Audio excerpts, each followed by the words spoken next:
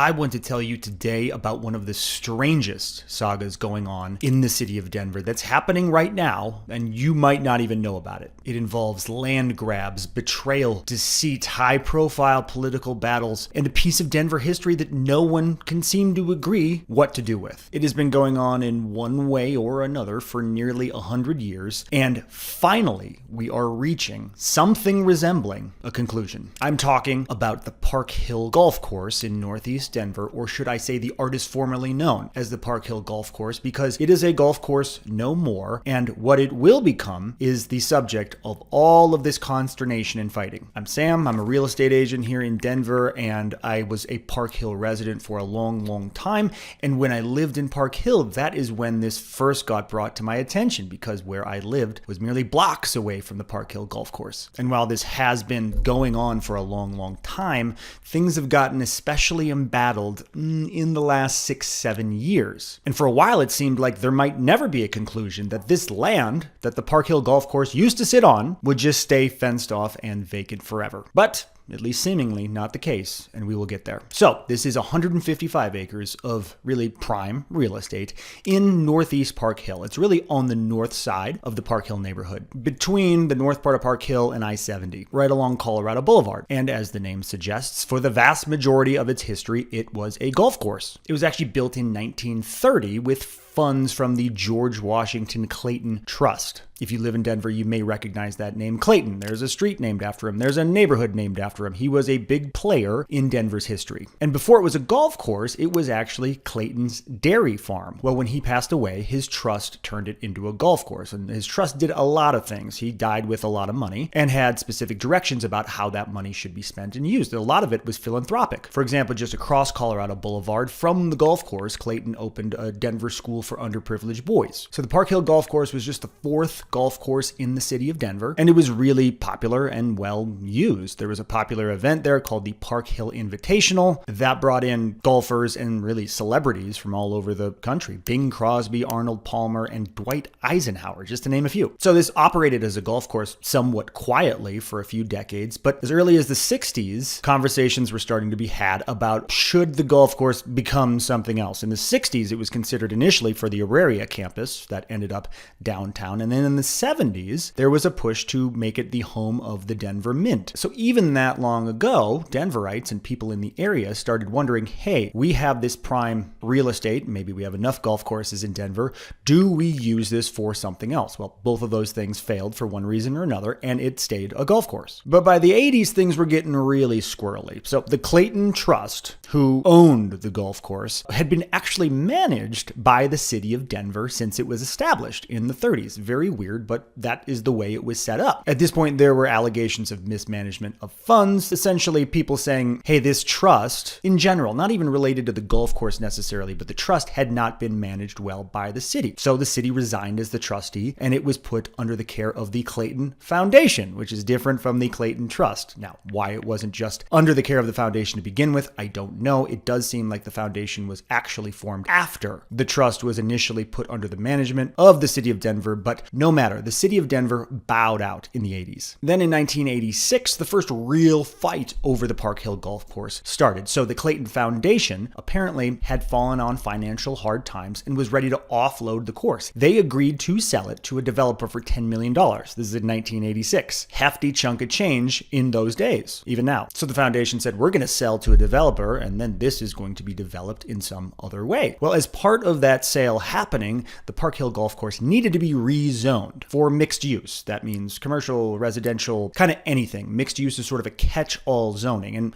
for anything to happen there, it would need to be rezoned. This is not something out of the ordinary. You know, when land is sold, it's rezoned often, all the time. But the community was not having it. And this is something that we'll see repeated over and over. But the community around Park Hill was saying, no, we don't want more development. We don't want some developer coming in and making it whatever they want. We want to keep it a golf course. We like having it as green space, as a place people can go and golf. The neighborhood fought it. Sale fell apart. It stayed a golf course. And at this time, the rhetoric around this plot of land started to ratchet up more and more. Denver was developing rapidly, and you had a whole bunch of people on this side saying, we need to develop this real estate. We need to make it something other than what it is now. And a whole bunch of people on the other side saying, no, we want it to remain being a golf course. We want it to stay the way it is. And on this side was the mayor of Denver in the 90s, Wellington Webb. So in 1997, he orchestrated a deal with the Clayton Foundation, not to buy the land, but the city of Denver essentially paid the Clayton Foundation $2 million to create a permanent conservation easement on the golf course land, meaning it could only ever be used as a golf course or open space. It could not be developed.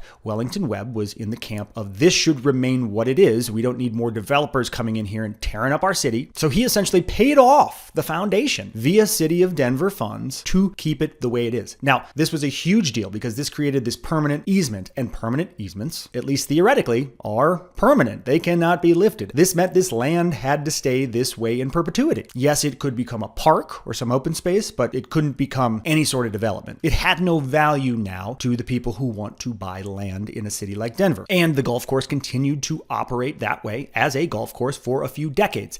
Now, in the mid-2000s, things start to get very confused. You have a few different players that have a hand in this golf course, and they have competing interests. So first of all, you have the owner of the golf course, the Clayton Trust, managed by the Clayton Foundation, which was never really intended to operate a golf course. When George Clayton set it up before he died, the trust was meant to provide services for underprivileged boys. So it's become sort of this reluctant owner of this golf course and this land.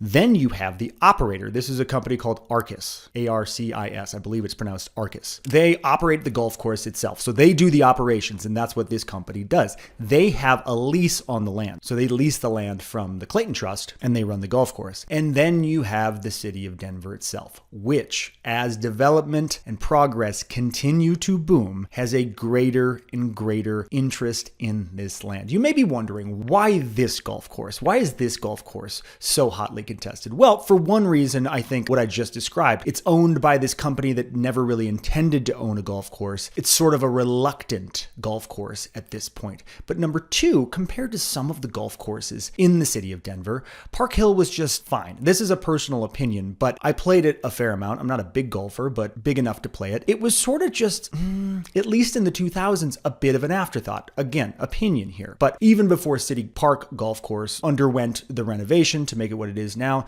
City Park Golf Course was a much more central, much more lively golf course. Willis Case, Welsher, Kennedy, all these city courses have a greater history of, I think greater recent history, I should say, of sort of robust membership and play. The Park Hill Golf Course was always very quiet. It was just sort of up there on its own. And I think that's one of the reasons it became so hotly contested and so many people had ideas about what should be done with it. It didn't seem like the best use of the land. Well, in 2017, the city of Denver makes an offer to buy the land for $20.5 million. Big offer, a lot different from what's happened so far.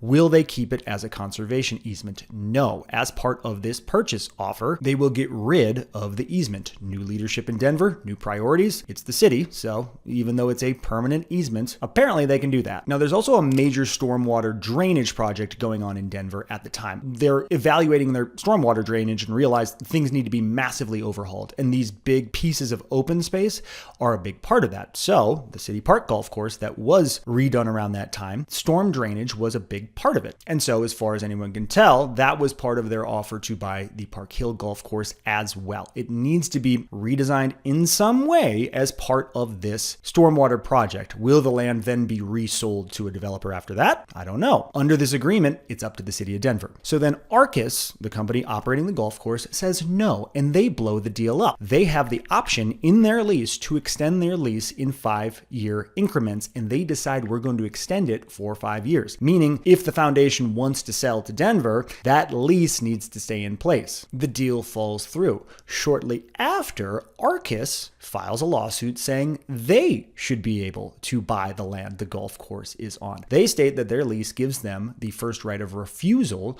to match any offer that's made on the land. And they were not given that right, they say, when Denver and the foundation came up with this deal in principle. And so instead, they say they should have the opportunity to buy it for $20.5 million. Are they going to keep it as a golf course if they buy it? Highly unlikely. At this point, the golf course is not very well managed and, by all accounts, is losing money. $20 $20.5 million, not a great investment for something that's losing money. Chances are they'd be buying it to rezone and then develop or sell to a developer as well. Well, this lawsuit ties things up in the courts, and then in 2018, the golf course shuts down. The declining revenue combined with the Stormwater project make this golf course really, really hard to keep open. So I mentioned the Stormwater project earlier. Even though Denver's bid to buy the golf course fell through, they still took 35 acres of the golf course to work on this stormwater drainage project. They said, we have to do this project. We need this land. And that makes the golf course essentially unplayable. Well, now Arcus sues the city of Denver over this stormwater drainage thing, saying, listen, you made the course unplayable. You should compensate us for that. And that lawsuit goes on for years. Then in 2019, a major player enters the scene, Westside Partners, a real estate developer. They pulled off a deal to buy the land from the Clayton Trust for $24 million.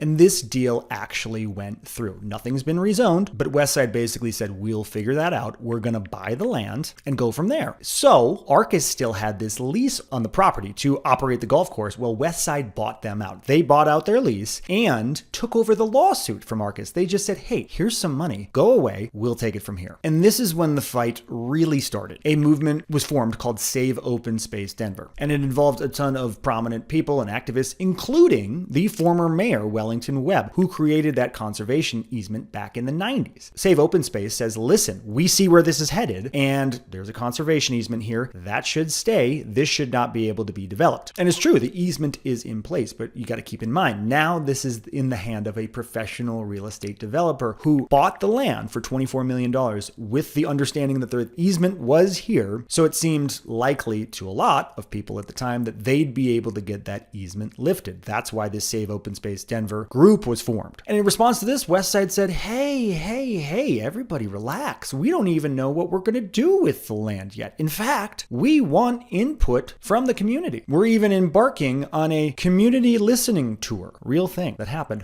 where we'll go and get opinions from the community and then do the development based on that. Perhaps true, perhaps some posturing politically by a developer to get on the good side of the community itself. But all the reported plans were they were going to develop it for a mixed use reason, right? Retail, shopping, housing, and a small park, allegedly, in the middle. And the argument over the land really ratcheted up. When Westside bought it, it became a much more visible thing and rhetoric went more and more intense. We're moving now into 2020 where lots of people were arguing about lots of things. And Westside was right in that not everyone in the community wanted it to stay just a golf course or a park. Some people wanted to stay it. Some people wanted it to be a park. Some people wanted the mixed use development that I was talking about, saying, hey, this would actually be a nice addition to the neighborhood. And others didn't want it to be a park or mixed use. They wanted it to stay a golf course. They were purists that said the Park Hill Golf Course should be a golf course. And so in 2021, it went to the ballot. Two competing ballot measures were put to voters to determine what would happen with the land. Measure 301 and Measure 302. 301 was supported by the Save Open Space people.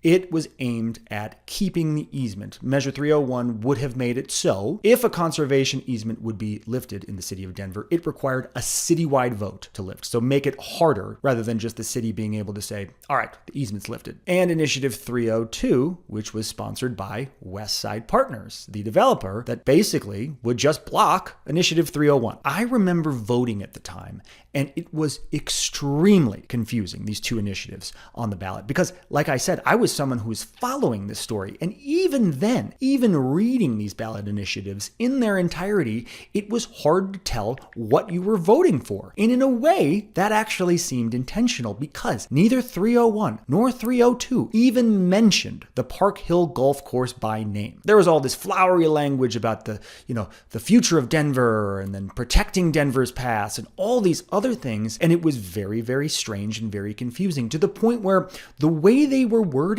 made it hard to understand what you were even voting for. But in the end, voters elected to pass 301 and not 302. So they sided with the Save Open Space people and said, no, we actually want to make it harder to lift a conservation easement. We want it to stay the way it is. So essentially now we have gridlock. We have a developer who owns the land and can't do anything with it. So there were advisory committees formed by the city of Denver. There was discussion, there were panels, there were forums in person, there were online forums. forums, and all it amounted to was everybody yelling about what they thought should happen and no one agreeing on what the answer was. But Westside said, listen, we bought this to develop, so we're going to attempt to rezone anyway. They moved forward with trying to rezone the property into mixed use because what other option did they have? And this happened in 2023. And so, per Initiative 301, if you're going to lift a conservation easement, which is required to rezone this property into mixed use, it has to go to a citywide vote. And that's what happened. And you can probably guess at this point how that turned out. The city rejected it. They said, no, we don't want to lift it. It's going to stay a golf course or a park. We don't care. Westside was back to square one, and the property was just sitting vacant and fenced off. It was just sitting there and had been for years. Couldn't operate as a golf course anymore. Couldn't be redeveloped. Total no man's land and gridlock. And for a while, that seemed kind of how it would stay forever. And then in 2025, something happened that amounts to a deus ex machina. It was a breakthrough and really a testament to people saying, okay, let's get this figured out. So it had nothing to do with the voters. It had nothing to do with the groups or the panels or the yelling or the online forums or anything. It was the city of Denver and it was Westside Partners. And they got together and they announced a deal for a land swap. So Westside would give the land to the city of Denver in exchange for a similarly sized parcel in Adams County out by the airport. This was 145 acres over by the airport that the city of Denver already owned. And this plot of land is apparently just as or almost as desirable for developers and not as hotly contested. And so Denver said, listen, we'll give you this if you give us the old Park Hill golf course so that we can just make it into a park, which is what the people want. And that is what they're going to do. The deal was finalized in October of this year. And as I shoot this here in mid-October, the park is set to open on October 28th. Now that seems very, very quick. Okay, we have a resolution. Great. Park Hill Golf Course will now be called Park Hill Park, and it's going to open in mere weeks. Amazing. How are they going to get a park ready in weeks? Well, it's going to open, but it's not going to be much yet. It's going to be built out in a much more substantial way over the next few years. Where is the money from that going to come from? Well, that will be on the ballot in November as well. The mayor, Mike Johnson, who orchestrated this land swap, is asking voters for about $75 million to redevelop Park Hill Park into what it's going to be in the future. That is part of the Vibrant Denver bond that's going to be on the ballot in a lot of ways. That's going to be about $1 billion total that the mayor is asking voters for to usher in the next era of Denver. And once again, the fate of Park Hill Golf Course, or now Park Hill Park, will go to voters to decide. But at the very least, at least now, it's going to be something. As always, if I can do anything for you, please let me know. There's a way to reach out down below. Otherwise, love you. Talk soon.